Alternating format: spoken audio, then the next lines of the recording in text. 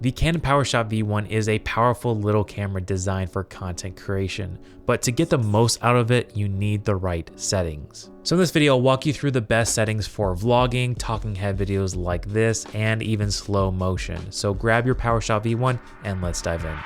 You gotta just press record. Before we dive into the settings of the PowerShot V1, you wanna make sure that you have a fresh battery and SD card. So go ahead and make sure that you have a fully charged battery, as well as an SD card that you don't mind deleting the data from, because we're gonna be formatting this card and that's going to remove everything.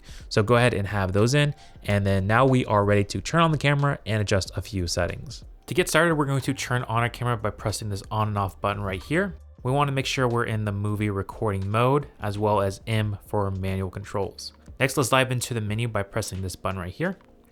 And then we're going to adjust our movie recording size. By default, it's set to Full HD 30 frames per second. You can go up to 4K 30 frames per second or 4K 24 frames per second. There are two different modes, a standard and a light. I'm going to leave this on standard for a little bit higher image quality. This next setting is super important if you are shooting for longer periods of time. We want to go over a couple pages. And here, auto power off temperature. If you leave this on standard, the camera will automatically shut itself off after a certain period of time, maybe around 30 minutes.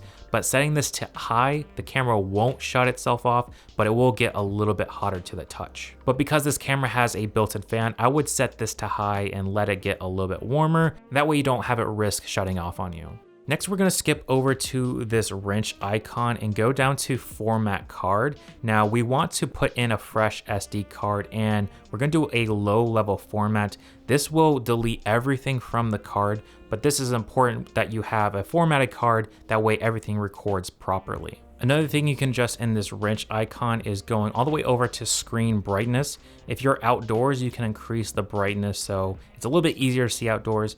And when you're inside, you can actually lower that if you prefer. Go one more page over under cooling fan settings, and under fan, we can choose to have this off, on, or auto.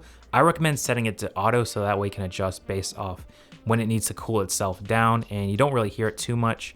And then go down to power saving, and I recommend turning all these to disable. This will ensure that the camera screen won't dim or the camera won't automatically turn off as we're setting up. But of course, if you're concerned about battery life, you could always just choose any of these time settings. Also in the wrench icon, go over to the beeps and turn this off if you want a silent operation of your camera.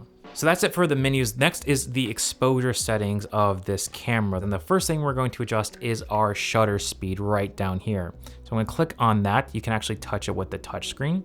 And because we set our frame rate to 24 frames per second, we wanna set this to twice the amount of the frame rate. So 1/148 or 50th is close enough. So set it to 1/50. If you're shooting 30 frames per second, you can go up to 1/60. This next icon is the aperture. We can click on that and you want to set this as low as possible. This is going to allow the most light into the camera, as well as give you the most shallow depth of field so you have a blurry background. And then over here under ISO, currently it's set to automatic, which is also good if you just want something very easy.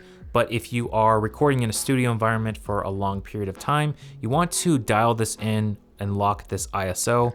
So you can adjust this accordingly until it looks good on the back of the display. This is going to depend on your lighting scenario, but to me in this current environment, ISO 400 looks good, even though it looks kind of blown out on the back of this display. It looks good in the camera. Now, as you are setting up to record, you can always use this quick menu, this little Q icon, and this brings up all the relevant information when it comes to shooting, like movie record size, the ND filter, headphone volume, audio levels, the stabilization, and even the picture profile. So you can always go in here and adjust depending on your needs. So that's it for exposure settings. The next thing we want to adjust is our white balance for proper color. Let's click on this Q set button, and this will bring up the quick menu. Here we're gonna go down to white balance, and if you're vlogging, you can leave this on automatic white balance and it will adjust it for you. However, if you're in an indoor studio environment, we want to set this to a manual white balance so it doesn't adjust on us. We're going to select the menu to select our color temperature. Now my light is set to 5600 Kelvin, so I'll just keep that and press OK. Now if you want even more accurate colors, one thing you could do is a custom white balance. Now, for this, you'll need something like a gray card or a white piece of paper, and you want to go to the photo mode, snap a photo of that in your lighting setup. Then we can go back to the video mode, go back to menu, go under custom white balance, select that, and this will take the photo reading from this, select set, press OK. This will give us the proper white balance depending on our lighting scenario. I definitely recommend picking up one of these gray cards. They only cost around $8 and highly worth it if you want to get accurate colors. The next step is choosing a color mode. So under color and tone, we have picture style. This kind of adjusts the overall look of your video. By default, it's set to auto, but I recommend going down to neutral. And this is a little bit more of a natural, neutral looking image. Right down here, we have Canon log settings. We can turn this on and we have the ability to shoot Canon log 3.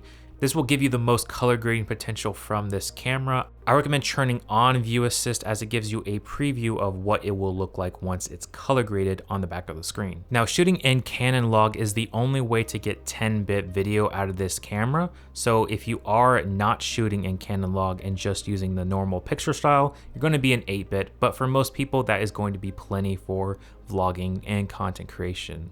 Now going down to color filter, Canon has included different color filters in this camera, and this kind of gives you a more cinematic graded looking video without needing to know how to color grade in post-production. My favorite is Tasty Warm and gives it such a cool warm vibe to your video, and these honestly look great. So if you want to spice up your videos and you don't know how to color grade, definitely play around with a few of these. Moving on to audio settings. So one thing you can do to improve the audio quality of your microphone is plugging in an external microphone. A great wireless option is the DJI Mic Mini, or if you want an on-camera microphone, I would recommend the Rode VideoMic Go 2. Now plug directly into the side of the camera, giving you great audio. But once you have it plugged in, you want to adjust the audio level in the camera. And to do that, click on this info button and you can see the audio levels right there, which is just a bit too loud. So let's go into the menu, and underneath sound recording, let's go to audio settings. Click on external microphone, switch this to manual, and we're going to lower this input until we land right around this 12 region, right around where that green dot is. So if I keep lowering this until it's roughly around 12, that looks good. And this will make sure that your audio is not too loud or too quiet.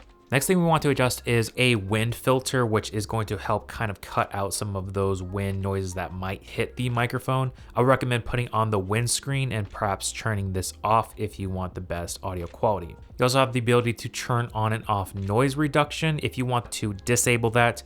If you're vlogging and out in the elements, perhaps just leave this on for a little bit better noise reduction. One last thing when it comes to the audio settings, one thing you can do before you hit record is actually monitor the audio with the headphone jack. So plug in some headphones and just take a listen to make sure things are sounding good, not too loud, not too quiet, and you don't have any clothes rustling.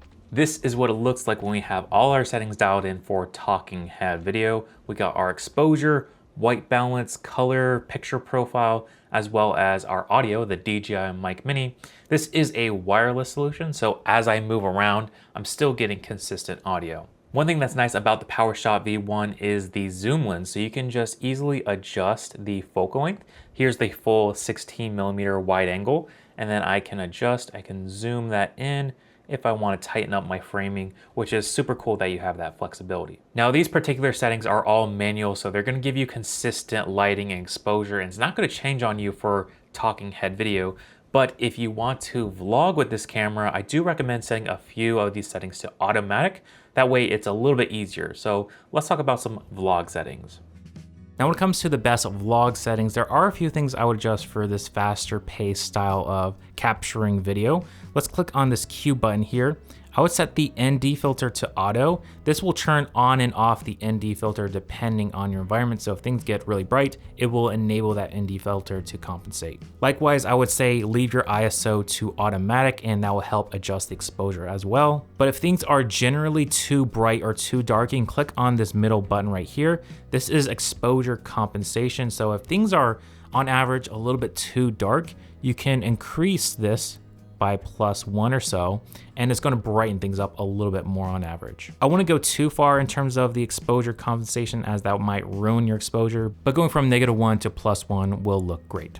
And when it comes to the stabilization, I recommend at least having the first digital stabilization on, and if you are really shaky, you might want to have enhanced, although this is going to crop in much further. So these are the vlog settings on the PowerShot V1. First thing I want to point out is check out that wide angle. Look at all this field of view. You can really showcase off your background, be in frame, and I'm only at an arm's length distance, so that's super cool. Second thing is the stabilization. I do have digital stabilization set to on, and with the lens stabilization, it actually gives you a pretty smooth result just walking and talking. Again, I'm not even trying to be super stable, and it looks pretty great. One thing you might want to consider picking up is something like this vlog tripod grip, and this allows you to get a little bit more stable footage. It's a little bit more comfortable to hold, and it also flips out really cool like that. Boom, so you can set it down on a tripod. So super cool. Let's put this on to see what the difference is like. So here is the vlog grip tripod. Overall, I think it's much more stable and it's a lot more comfortable to hold, and it gives you a touch wider as well. So this is a great little accessory if you plan to vlog with the PowerShot V1. Next, let's check out the audio. I have the Rode Video Mic Go 2 plugged straight into it, and I like this mic for vlogging as it just makes it a little bit more clear than the built-in microphone, which let's actually switch to that right now. For reference, this is what it sounds like with the built-in microphone on the PowerShot V1 with noise reduction enabled. Honestly, I think this can work in a pinch, but if you have a few extra dollars to upgrade your audio, I think getting something like the Rode Video Mic Go 2 is a great option. And boom, we're back on the Rode mic. Let me know what you guys think of these vlog settings, but now let's turn our attention over to some of the best slow motion settings. So now let's talk about the best slow motion settings. Let's go down to high frame rate and let's enable that. Right here by default is going to be 1080 at 120 frames per second. And you can choose from standard IPB or light IPB.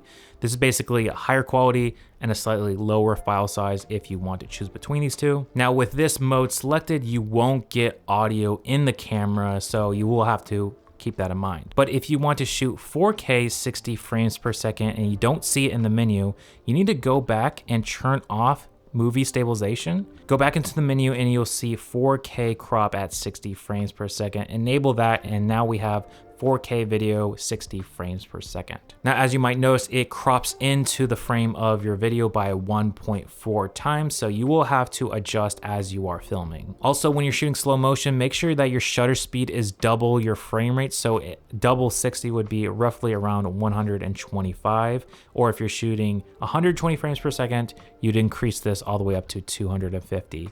It will get pretty dark, so you'll definitely want to have plenty of light to get better exposure. So that's how you get your Canon PowerShot V1 dialed in for YouTube and content creation. If you have any questions regarding settings of this camera, leave a comment down below and I'll be sure to address that. And if you're curious how the PowerShot V1 stacks up against the Osmo Pocket 3, then be sure to check out this video as I have a whole in-depth comparison between these two cameras.